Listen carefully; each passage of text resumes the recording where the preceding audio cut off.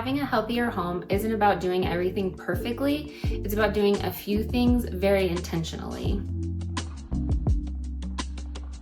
I really want to dive into health beyond just like toxic things in your home. I talk a lot about natural materials and I will continue to talk about that. But I also want to be very aware that there's so much more involved than just having natural materials in your home that affect your health. There's so much visual clutter and decision fatigue and stress that can be involved in your home that can go simply to things like organizing better. So the first health pillar that I really like to talk about when we talk about building and designing a healthy home is having those simple, sustainable systems. You want to think really hard one time about how you need your home to function for you, what systems you need in place so that your home can function optimally for you. You think through how you use your home, what sticking points there are in your home. I have a home audit I will link in the show notes that can help with that. It's completely free through my Stan store, so you can get that there. And in case by the end of this video, you're still wanting some additional guidance to go through that, or of course you can work with me directly. Just think through how your spaces need to function for you, where things go. Are you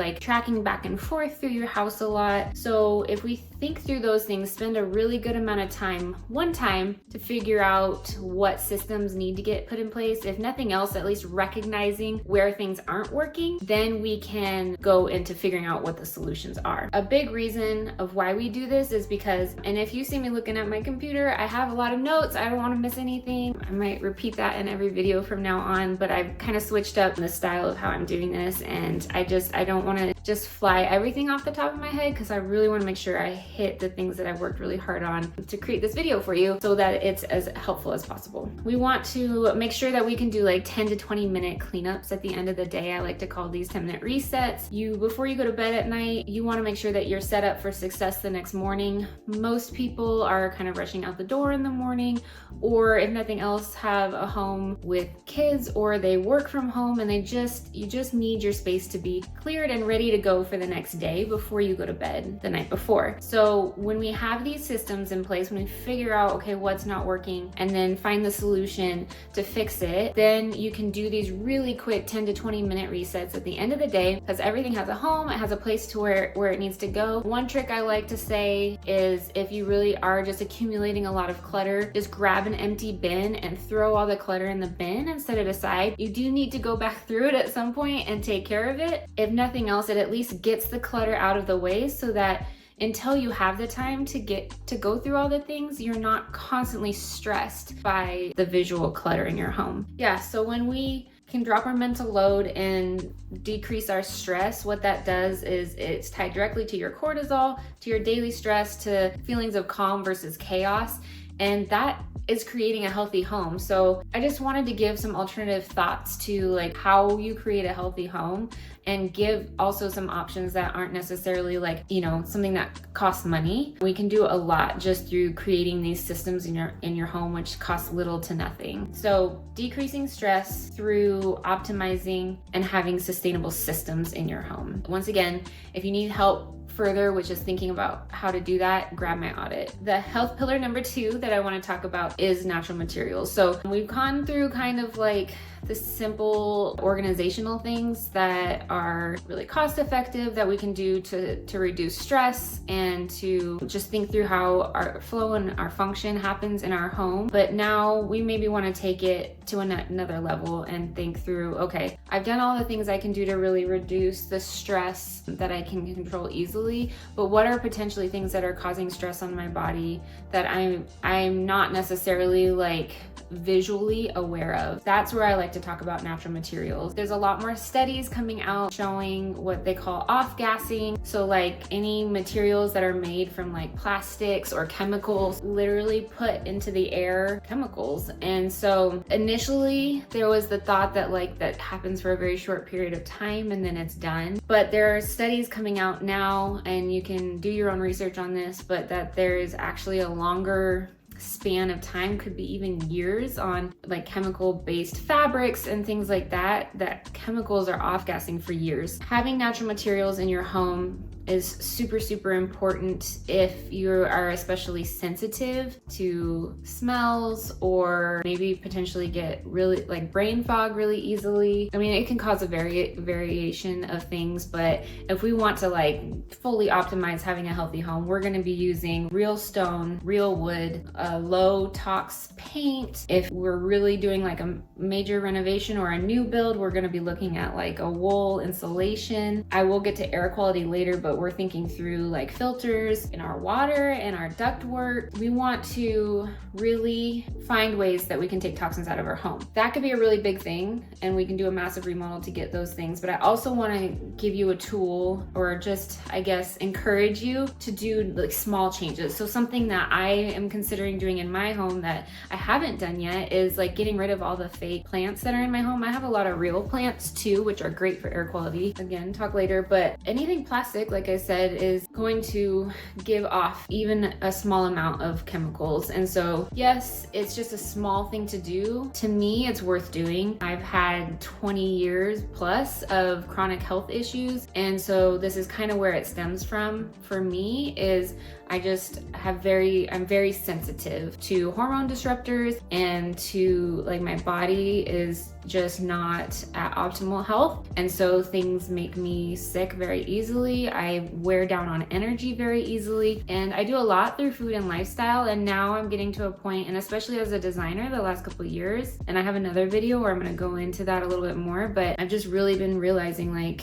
anything that we're touching, like your skin absorbs what it touches, and you're breathing in air. And so if you are sensitive, you want to think through those things. So without stressing over all the things, we'll pick the small things that we can make changes with now. So thankfully, when I remodeled my home, I knew I wanted a lot of natural materials. Initially, when I remodeled our home, it was largely just because as a designer, that's what I love. I love real wood. I love real stone. I just gravitate towards patina and character. I don't like things to like look brand new forever. I like things to tell a story in a home. And so I did that. And I can tell when I walk in my house, like especially after being in like an office building or something all day, like it's just a breath of fresh air to be surrounded with all the wood and the stone and handmade materials versus factory made. And I do have a little bit of both in my home, but I did go very heavy on the natural materials. I'm going to start taking out fake plants. I'm going to swap out curtains that I have I did just quickly after we moved in, needed curtains. And so I just got some from Amazon, and here we are 4.5 years later, and I just haven't switched them out yet. So I want to get natural fiber curtains. I try to go more natural fiber with like our towels and our bedding. And so making little tiny changes over time will compound. So right now it's like, oh my gosh, what's changing 2 fake plants out, or just getting rid of 2 fake plants? What's that going to do? Maybe not a lot, but if I make those small changes consistently over time, I will have a home full of more natural materials and less of the stuff that has toxins in them, and that will compound and that will make a difference. So I don't want to ever stress anybody out. Like, this is what I talk about, and so it can be overwhelming sometimes, but there are small little changes that you can do that will compound over time. Okay, the next one is air quality, and I did talk about like having certain indoor plants can really help with air quality, which is a great place to start, especially cost-effective thing to do. The most cost-effective thing you can do is open your windows for 5 to 20 minutes a day to get natural airflow through your home. So many people can go months sometimes without opening windows, especially if you live in like really harsh climates where it's either really, really hot or really, really cold, or a combination of both. The desire to, like, right now for us it's like 30 degrees outside, so the desire to open the windows like not high, but it's a free thing that you can do to get the toxins that have accumulated through the lack of airflow out of your home and bring in the fresh air. So that's huge. It goes a long way. If you want to do something more permanent, thinking through, again, like I talked about, like off-gassing materials, so getting rid of anything plastic and chemical induced, certain fabrics and things especially like unfortunately like fabrics that have been chemically altered to not stain. There are some good ones out there, but there are some that is just full of chemicals, and then that's off-gassing into the air and creating really bad air quality. Another thing is like our paint that we use. So if you're going through a remodel, consider doing a low tox paint, or even if you're just painting a space, you can consider doing a low tox paint. The durability and the cost of those are still in process. So if that's not an option for you, another thing that's, you know, pretty permanent that you could potentially do is like look into the filters for your HVAC system, and having a built-in air filtration system is going to be like your most permanent long-term solution. But the other thing that you can do is to get the units that you can put in each room to help filter the air for you. And yeah, you can start with just one room and get a filter per room, and then, you know, build up to having it for all the rooms. So air quality is really huge for having a healthy home. You will notice a difference in your productivity, your ability to think clearly, especially if you work from home and you are in home all day like I am currently. I will be moving hopefully to an office here in the next couple of months, but for now I'm home. And so for me, I open up windows. I would love to get some of those like per room filtration systems, but for now, I just open windows, and I love having fresh air. Even when I don't like being cold, but I'll deal with it to have the fresh air because I love the fresh air that much. Air quality creates a healthy home. One of the biggest things is like what I don't obsess about anymore. And so it can be really easy, especially in the health world, to like start feeling very concerned about your environment and start feeling pressure to make a lot of changes and just start feeling very overwhelmed by all the things that you should be doing. But I think if you just focus on the things that you can control, like I said, if it's just getting rid of a couple of my fake plants and feeling good, like, okay, I made a decision, I got something done, it was easy to do, and then, you know, in a few weeks or whatever, I'll make another decision. But like not feeling overwhelmed by the things that I can't control. Like I can't afford to do an entire new HVAC system and put in a fancy filter and all those things, so I open my windows instead. I've just stopped worrying about the things I can't control, because I understand that the stress of that worry is way harder on my body than probably the whatever benefit product is that I'm wanting to purchase to make home healthy. Less stress, whatever it is that you need to do to create a less stressful environment, I would start there. And if there's things that you can't afford and you just can't do, then, you know, you have to let it go and have the knowledge. And then when you can do something about it,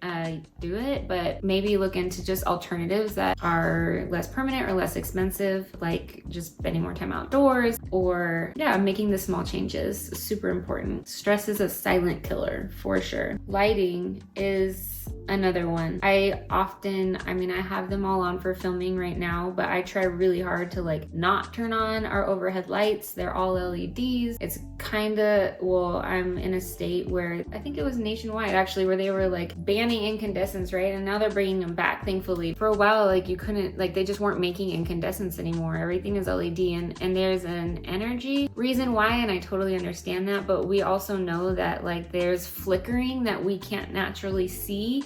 But when we like take a video, right, you slow it down, like you see how much the light is flickering and your body is processing that. So using lamps with incandescent bulbs, or even just like warm lighting, is so helpful. Getting outside for natural light as much as possible, or like just opening your curtains and using natural light. Those things are really helpful for lighting when we're talking about building a healthy home. So I layer a lot of lighting in the designs that I do, because I want my clients to have the options of not having like LED can lights on. And so we're gonna have really warm light sconces and table lamps and floor lamps, and like there's gonna be a lot of layers of lighting in the homes that I design, so that we don't have to turn the overheads on all the time. There's a time and a place that the overheads need to be on, but we want to get away without them most of the time. The next one I want to talk about, and this isn't even necessarily design, but it's part of having a healthy home, is like cookware. So like stainless and cast iron. Just learning is so much healthier than the non-stick, because of the coating comes off in your food. And again, just to be like super relatable, like I still have some non-stick stuff that I'd like to get rid of, but it just hasn't been a focus of mine at the moment, and I'll get to it. So we don't want to stress over it. I do have cast iron that I use most of the time. It's just a decision. Like if you're in the process of purchasing cookware, it's something that you can choose to have the cast iron or the stainless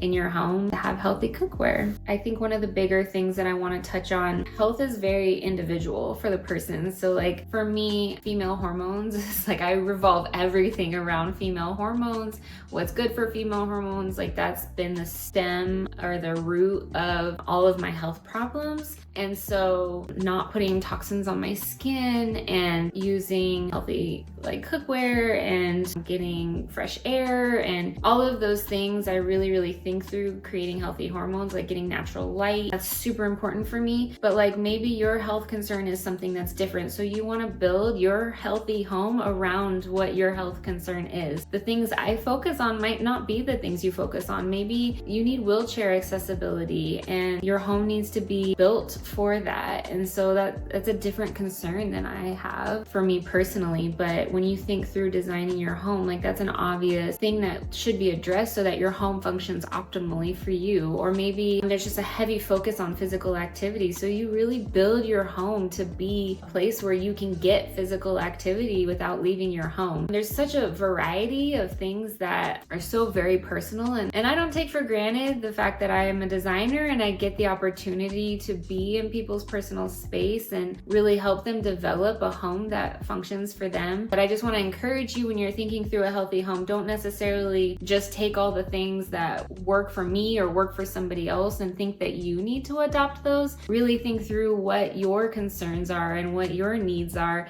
and adapt your home to those needs. I hope this was really helpful, empowering to help you know that there are small things that you can do to make changes in your home, but they don't have to be like big and overwhelming. But there are really big things that you can do. Like if you're about to go through a remodel or you're about to build a new home, there's a lot of options out there to build a healthier home. And it's kind of exciting to see the world shifting to that. There's been at the conferences for design that I've been to recently, there's been a lot more of like focus on natural materials in homes and like bringing live plants inside and just the different ways that we can really get back to nature. And as a believer, like for me, it's like about how God intended us to live. Yeah, it's just really exciting to see that coming into interior design. And so I hope this was helpful. Please subscribe, please like, comment. If there's something that you want to see, I promise I will respond to all the comments, and I would love to build videos around what you're wanting. So let me know what it is that you want, and I will get my resources in the show notes. I have the remodel guide and an free audit, and then also a paint guide that you can get through my Stan store. And I just want to thank you so much for being with me, and subscribe so that you don't miss next week's video.